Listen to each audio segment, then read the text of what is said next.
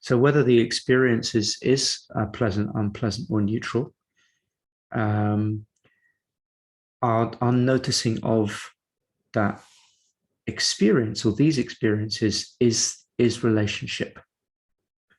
And so I'm going to see if I can just sort of piece this together a little bit, in because some people are a bit surprised sometimes when they hear, you know, mindfulness is relationship, because sometimes it can very much seem like something that's solo or just about inner.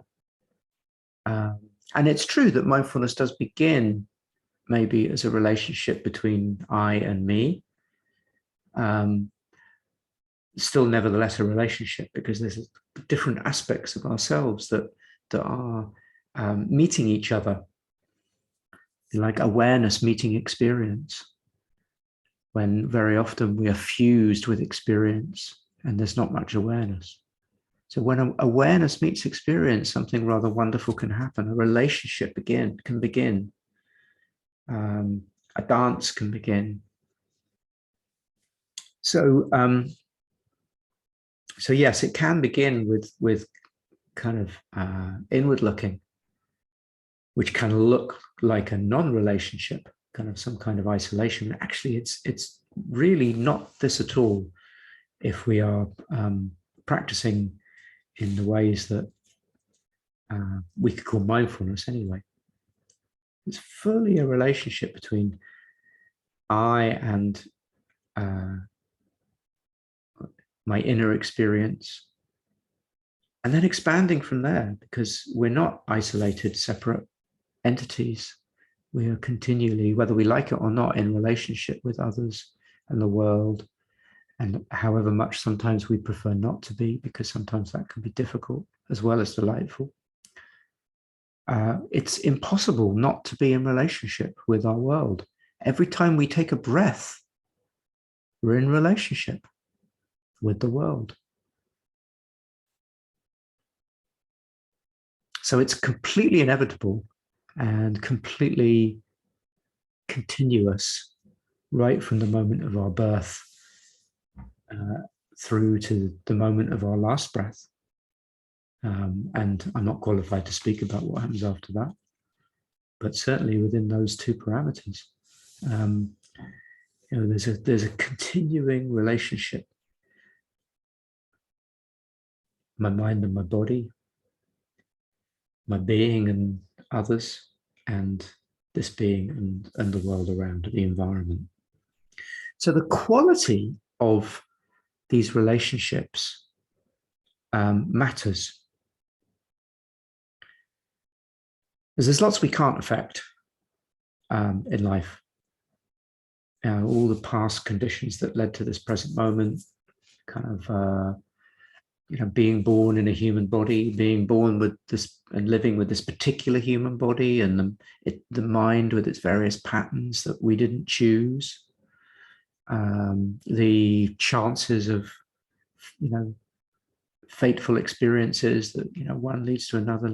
Much of this we have not consciously chosen, maybe not even unconsciously chosen. It just kind of, when we are given a set of experiences and a series of moments. But there is a lot that we can, if we are prepared to practice by noticing and choosing a particular relationship with experience. There's a lot that we can affect. So one of the premises of mindfulness is that there are key skills that we can learn through practice that, if applied, will likely, or at least will lead to the greater likelihood of flourishing. So that's really what this relationship's about. It's about cultivating flourishing in the midst of whatever circumstances we are given. All right, so what then are the salutary qualities that lead to flourishing? The first major quality is the quality of our attention. Ian McGilchrist, in his book, The Master and His Emissary, talks about how it's with attention that we co-create the world. every experience we have is affected by the quality of attention that we bring to it. We can see this very simply. If I ask you to move your eyes to the right, we could do that now. We all move our eyes to the right side of our room, and experience changes, right? See something different. And we can move it to the left, move our eyes to the left. Oh, different experience. In my case, there are two different colored walls. On my left side, there's a white wall. Oh, and actually there was a perception mistake there. So actually it isn't the wall immediately. Actually, it's that I'm met by a bright pink sofa. And actually in my mind, that momentarily was mistaken for the wall color. So that's interesting too, isn't it? How kind of when we turn away from something, our idea about what was there can very quickly turn into something that it wasn't. I really believed for a second though that there was a different colored wall side there, but it wasn't. It was the sofa. So kind of whatever we pay attention to in the moment matters, and yet all the time our minds is kind of kind of creating new stories about the past and ideas about the future that may not necessarily be accurate. So attention, therefore, becomes really, really important.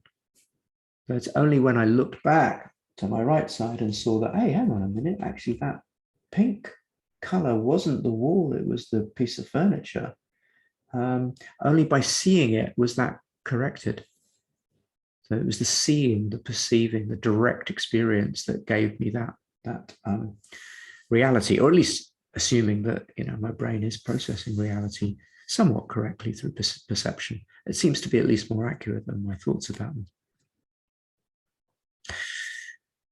So we can choose to some degree the contents of our consciousness by how we pay attention. And that this is sensory, so eyes, ears, nose, hearing, seeing, smelling, tasting, touching. And then each of these senses are embodied experiences. So whereas thought tends to be abstract, the body is fully here. So there's the quality of attention, and then there's the quality of what kind of attention we bring. The invitation is to bring an embodied sensory attention to experience. And notice how the mind, our kind of thinking mind, can tell different stories to what we actually see and hear. Another quality that we bring, I'm sure this will be familiar to many of you, are the qualities of kindness and curiosity. Very related. They're both manifestations of what we call approach mode, of our willingness to move towards experience. So curiosity, being interested, and kindness, a sense of reaching out to hold with a friendly hand, if you like, what's here. So attention, embodied attention, friendly, interested attention. In this way, mindfulness can give us back our senses and give us a way of meeting what we sense with a relational quality of love.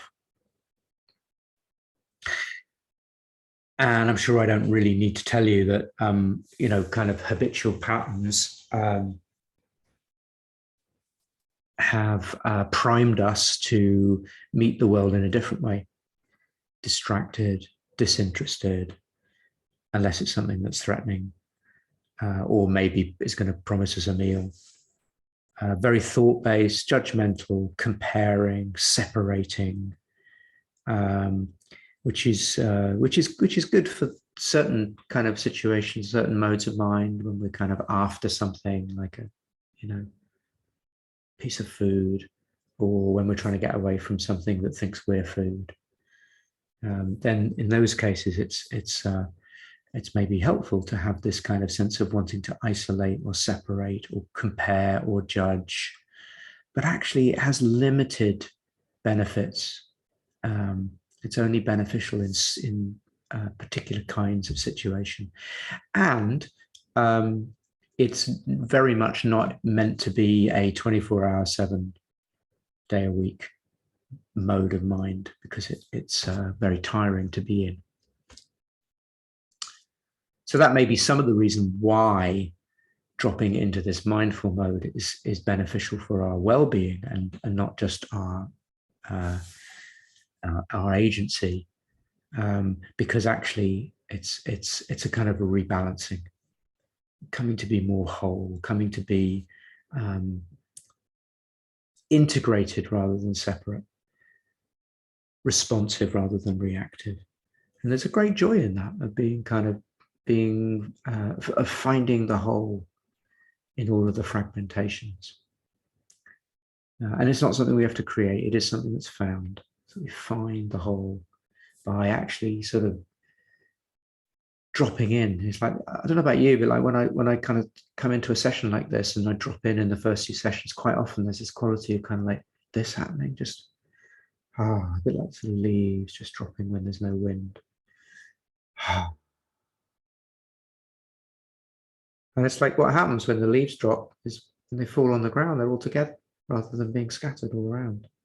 So it's almost like it's a sort of natural state. It's a kind of like state without the wind.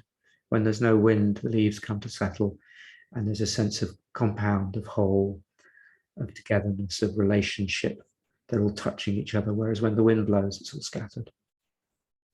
So, maybe another reason why this state of being feels good is that it's actually somehow in tune with nature. Just a proposition, that maybe nature actually seems to like this sense of connection. And nature's made of connections and influences and patterns and rhythms and the coming together of different organisms in relationship. I'm no biologist, but I understand that the whole web of life kind of is dependent on these relationships, and which is why perhaps what's happening with our climate is potentially so dangerous, because it kind of is very quickly interrupting some of those relationships and making a scattering here that could have quite a big effect over in other areas. So if nature seems to like connection and wholeness and patterns and connections, then it perhaps isn't surprising that ourselves as natural beings, we feel good when we're in a space of embodiment and connection and relationship with ourselves, others, and the world. So mindfulness training then is an invitation to drop into this space of attending with kindness, with embodiment, over and over, because it is a practice.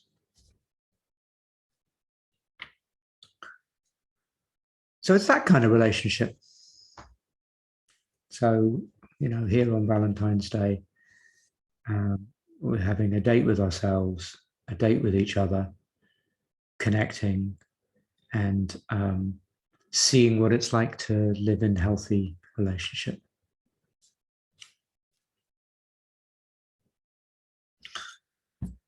How about we practice it some more?